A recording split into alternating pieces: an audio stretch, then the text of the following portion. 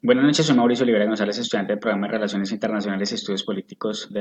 a distancia de la Universidad Militar Nueva Granada. El presente video es un trabajo de orden académico pedagógico y que no compromete en ninguna forma a la institución donde laboro. La pregunta del trabajo es cómo se podrá relacionar en caso del aborto en la América Central con el pensamiento político liberal. Para iniciar, debo hacer una referencia al concepto del aborto, que es la interrupción y finalización prematura del embarazo de forma natural o voluntaria hecha antes de que el feto pueda sobrevivir fuera del útero. Desde la creación de la humanidad hablamos sobre la procreación y la evolución del ser humano. A lo largo de esta se ha iniciado algunas formas de control,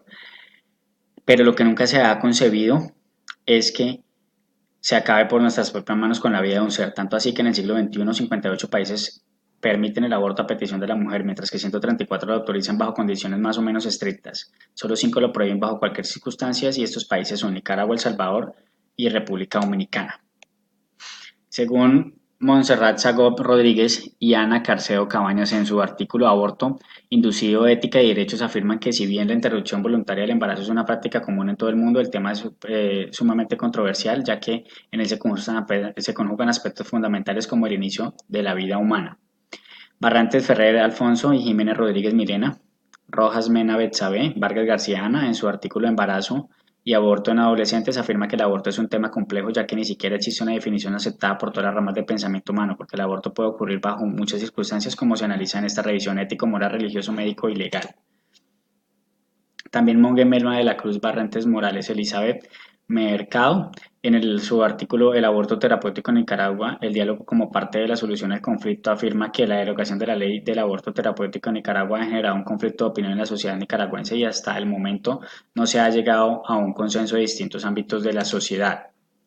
González Armando Ulloa, de la Cruz Barrentes Monge, Melba, en su artículo Bioética en Nicaragua afirma que la situación de la bioética en Nicaragua, caracterizando las circunstancias y el contexto de las actividades de la educación médica y las unidades prestadoras de salud en este país, no son las mejores.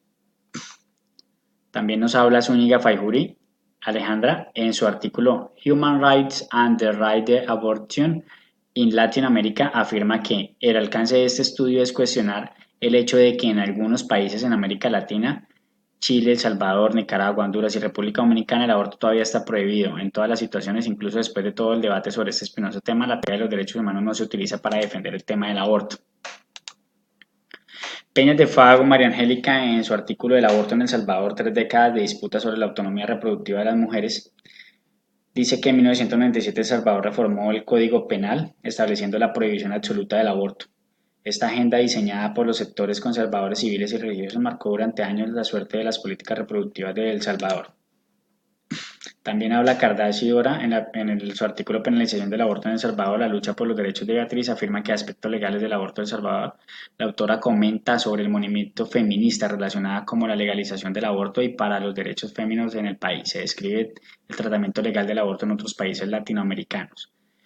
Peña de Fago María Angélica, en su artículo Las 17 estrategias legales para legalizar el aborto en El Salvador, afirma que El Salvador desde 1997 rige una prohibición absoluta sobre el aborto. Desde esa fecha múltiples han sido acciones de los movimientos feministas para intentar revertir el sistema penal. El presente trabajo se centra en el análisis de la campaña Las 17.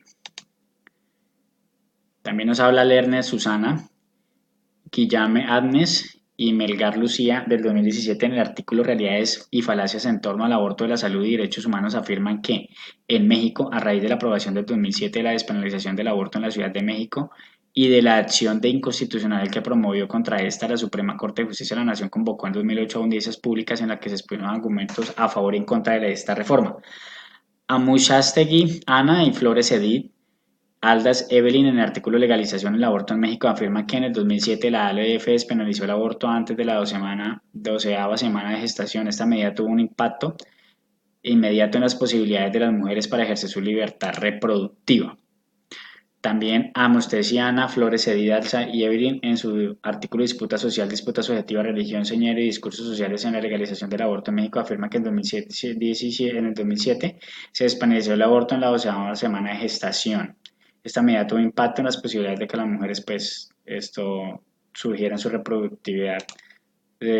su famosa reproductividad.